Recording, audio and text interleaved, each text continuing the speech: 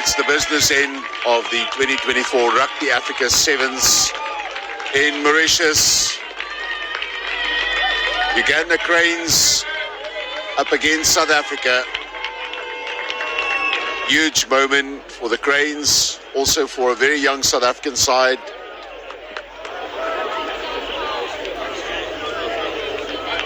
As we wait for the national anthems of the two countries.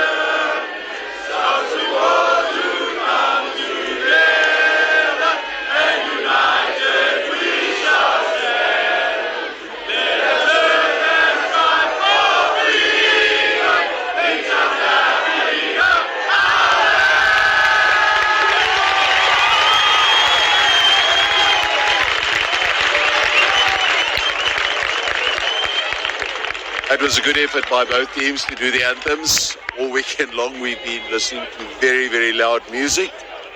And unfortunately at this point, the PA system fails us.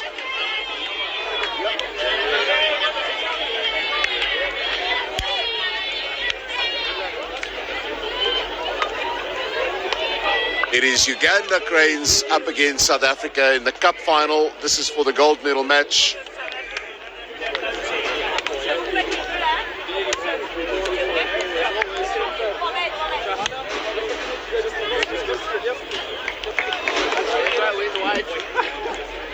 Joined by James Murphy.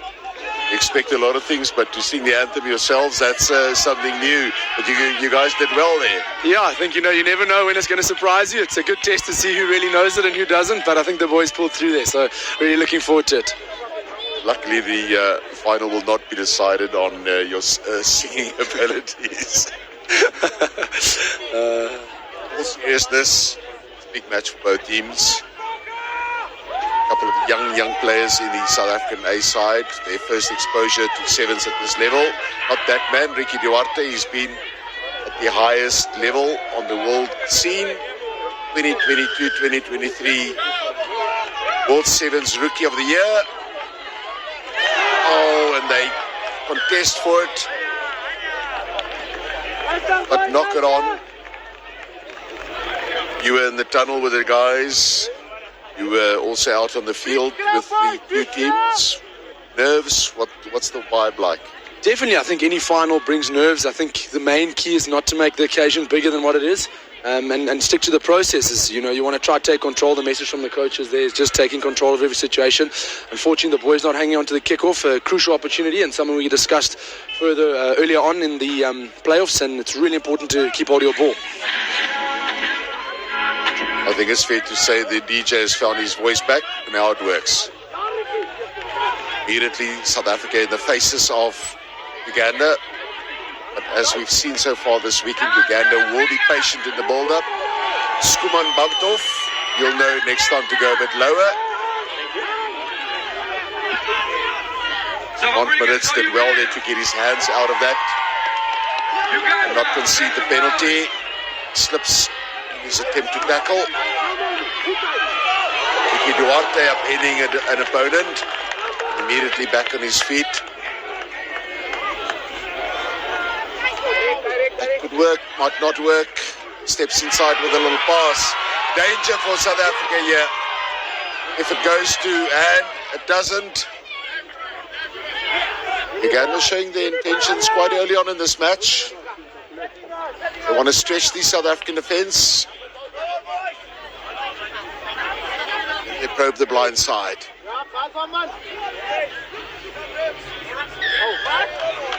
Hands might have been in the ruck there and not rolling away. And a tense start to this match. Uganda, as we would expect, go for touch. Start again at the set piece. Yeah, Uganda looking a little bit more settled than the SA7's side. I think, you know, looking a bit like headless chickens every now and then, but I think as the systems come on, I think the boys will finally get into their systems. But Uganda really looking the part, really looking calm, really looking composed. Going to their set piece, as you say, something they know and trust.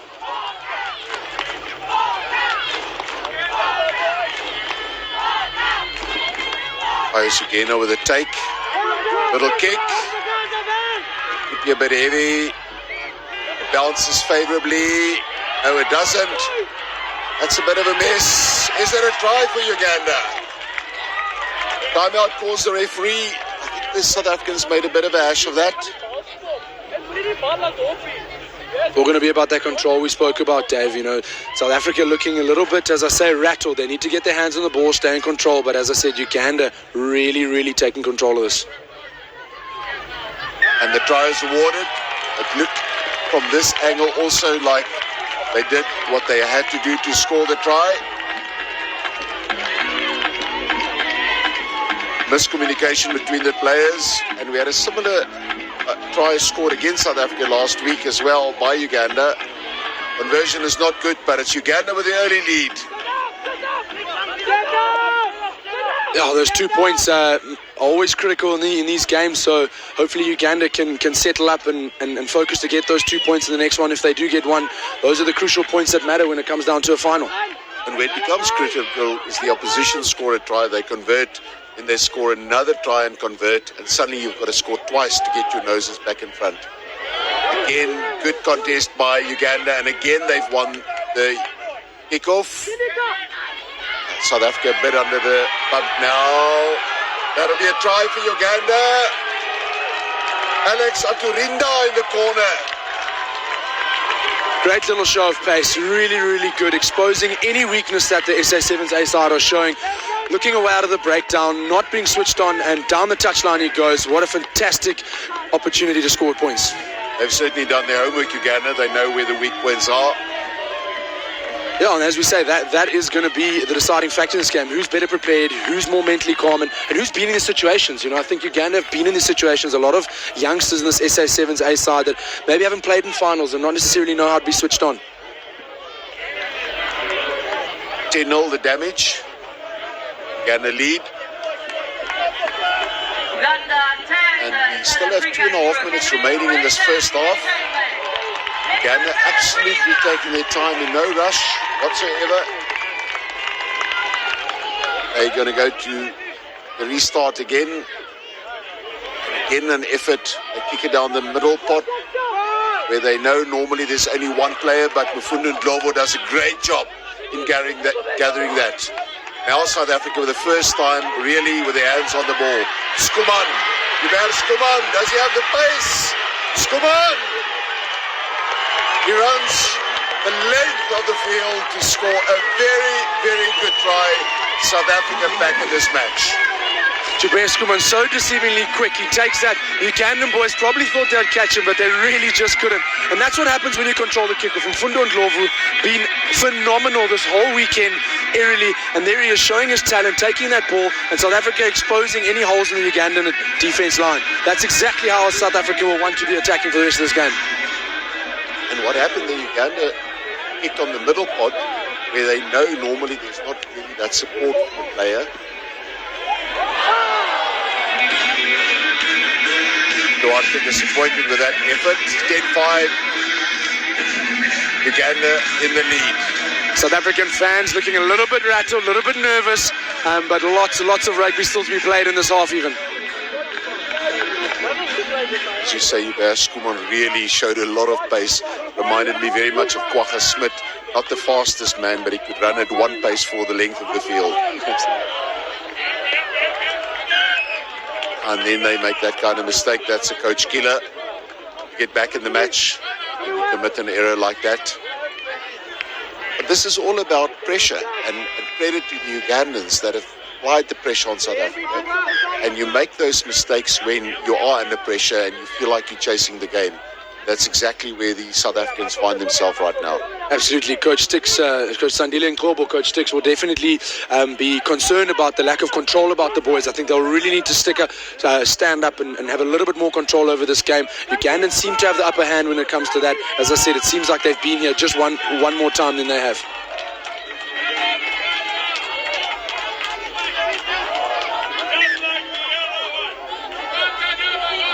Not happy with the scrum reset.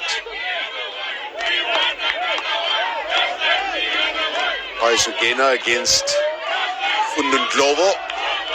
Half-time whistle goes. Solid effort by Uganda in the scrum. He was tempted to kick it into touch there in the half. Mfundo Ndlovu took his hands off the ball. Again. Oh, there's the rip.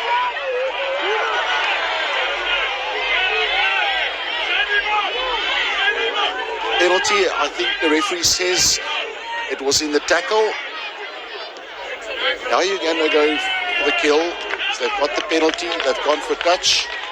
Again, just showing Uganda's mentality of how they take so much confidence out of their set play.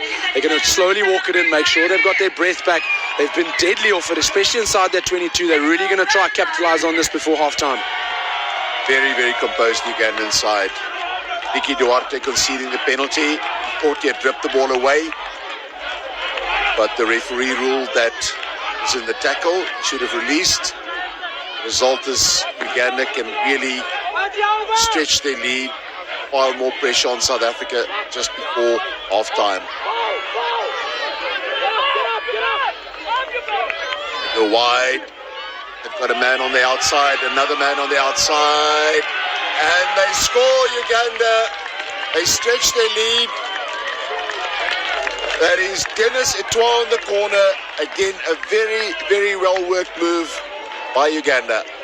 Their set piece just really coming into play in this final. I think they really are just taking control of the game, slowing it down, and I think the one-on-ones, I think they really are exposing us in certain channels. So one-on-one tackles, they've identified that as a weakness maybe, and they really are exploiting it. So South Africa are going to have to man up and make their one-on-one hits and really get into good positions to do that from set piece. Uganda really up for this. They've just looked more controlled and composed side from the kickoff. I think they've controlled the game in the right way. If I was the coach of Ugandan side, I would have said, keep doing what you're doing, applying the pressure at the breakdown, and the turnovers will come. And then, I think the opposite message on Stix's side. I think also we need the ball. South Africa need the ball to play. And they need to regain it cleanly from this kickoff if they want to stay in this game. Uganda's been very, very good at the kickoff when he starts.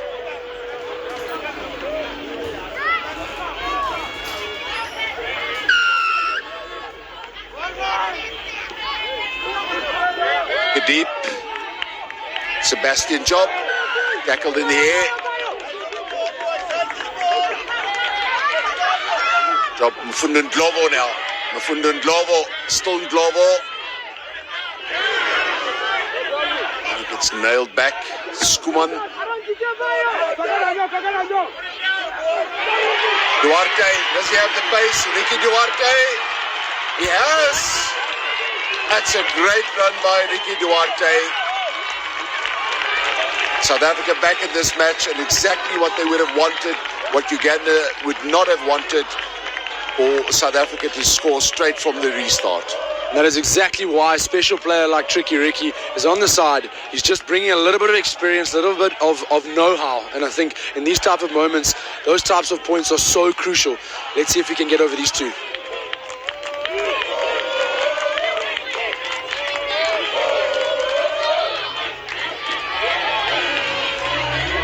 Oh, he sliced that a little bit, came off the side of his boot. 15-10, one score separates the two teams. Probably find South Africa will want to put that kick nice and deep. I know it's with the wind, apply a bit of pressure on Uganda, but they're going to need that ball back if they want to stand a chance to score.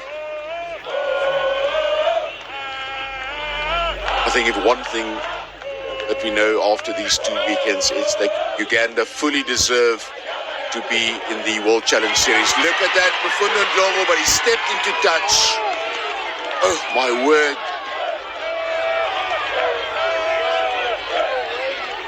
That could have been oh so close. Almost worked out. It worked in one of the earlier matches, I think in the semi-final against Madagascar. But it's Uganda's throw at the line out.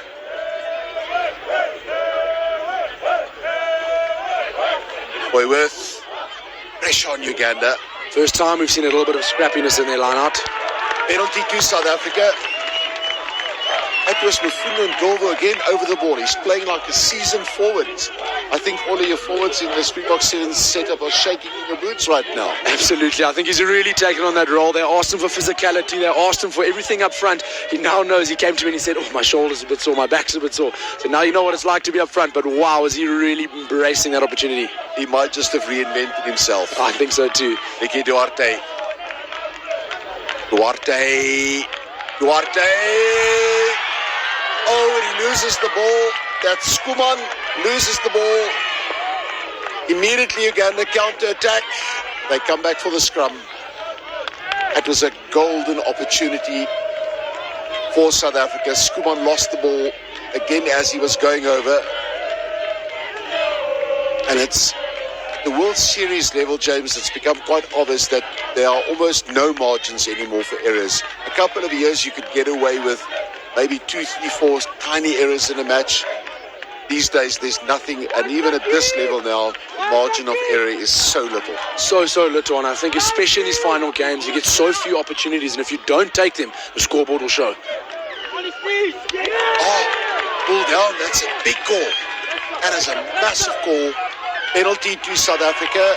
They take it quickly, but they called back. It's not on the mark. It's got to be taken on the mark. That was a big call by the referee, and it could be a match-changing one. South Africa managed to score from this position. Now they take their time, composed.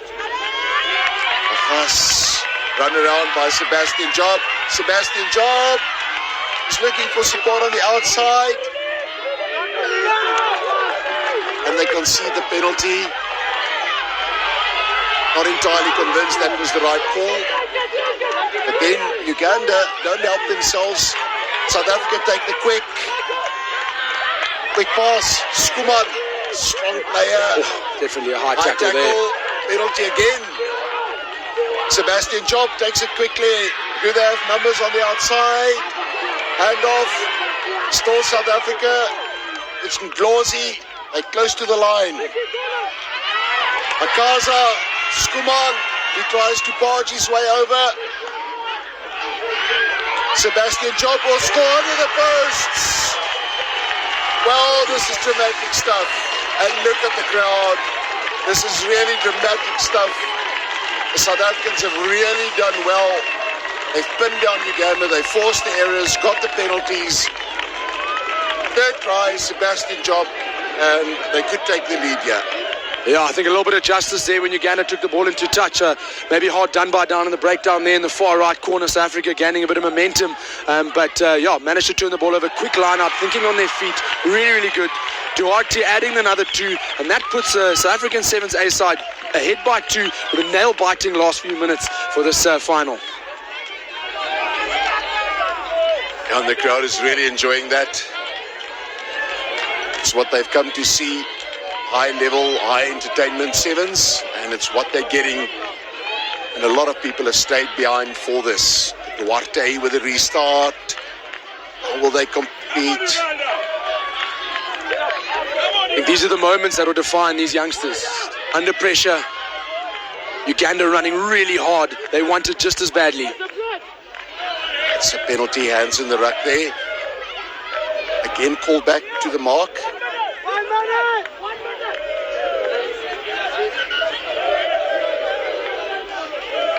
I think it's Mfundo and Clover down perhaps there. Yes. Could not have asked for more nail-biting finale to this tournament. Great event in Mauritius. The Rugby Africa 7s played over 2 weekends. And that's really tested the players who are not used to playing back-to-back events. The guys are absolutely exhausted. 17-15 South Africa lead. We've got 40 seconds remaining. Uganda will look to go to their set piece, something that's been so strong to them. It would have had the message on from the captain and the playmaker, and they'll look to take a line out. Now, they simply have not been in the second half at all. James, if you're the opposition, what do you do here? Do you contest at the line out? Look, it's all about possession. I think we've got to back our defense. We're ahead. We're not in dire straits of the ball. We've got to make sure we are picking up the numbers and making sure we're making one-on-one tackles, apply pressure on defense. Sebastian Job up very, very quickly in defense. Job, they want to pull him into touch. And the penalty, and then he knocks it on. There's a clear knock on at the tap, and then he plays the advantage. I'm sure that the Ugandan player knocked it on the quick tap. No, you would hope the ARs would be able to see that on the side, but looks like they're going to play on, and some things are just uncontrollables. Uganda will look again to go to set piece. South Africa have been applying a bit of pressure. They're going to want to put a bit of pressure on the scrum and get out quickly and make sure that they got their numbers on their feet. 17-15. Uganda's still in this match. They haven't given up. They've really done very, very well this tournament. To me, they've been the outstanding team of this event. You can see the experience they've got. They're very, very well coached. Players execute the game plan. They follow the game plan. They believe in that game plan. The Cranes really, really the outstanding team of this event.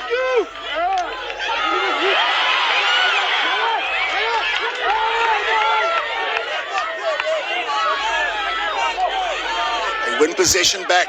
Now it's all about defense. You just hope Uganda don't go to panic mode, stick to their structures. They know what's worked for them. Uganda, the switchback if it comes. And again they recycle. They're so good at the ruck. They could snatch it here from South Africa in the last minute. A try here will win it for them. Little switch inside. Tackle comes. Job does well to roll away. This is nail-biting stuff. It's a great hit by Sebastian. It's the knock-on, and then they get pinged. Do they decide to go for the 3-year? They might decide to go for the 3-year. That's a penalty. It's well within kicking distance. They could win it from this position with a penalty. I think enormous amount of pressure on the kicker if that's what they're going for.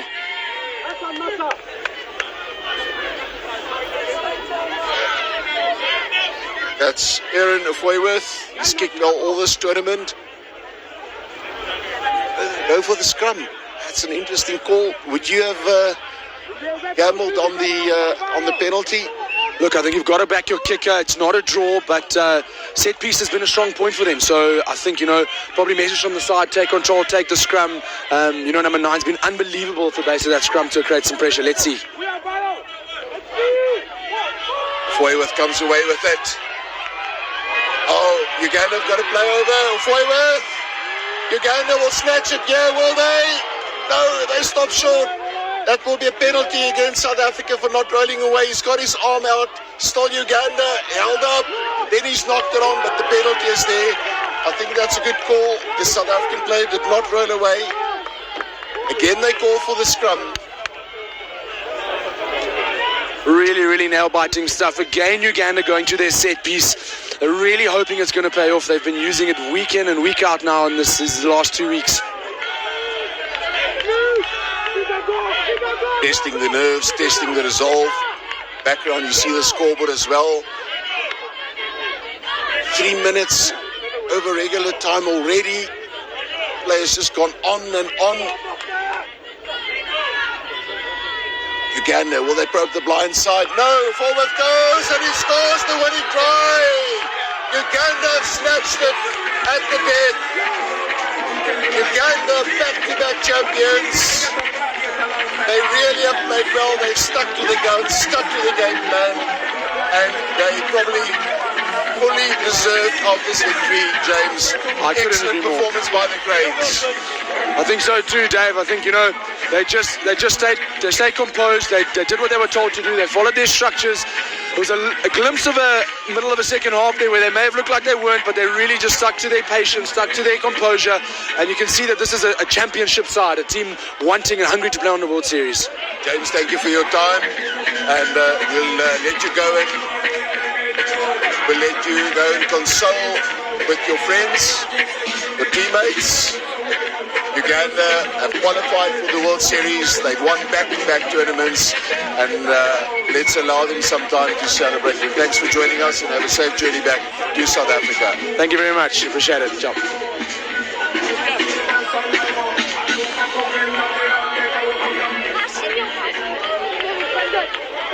The final scores, ladies and gentlemen.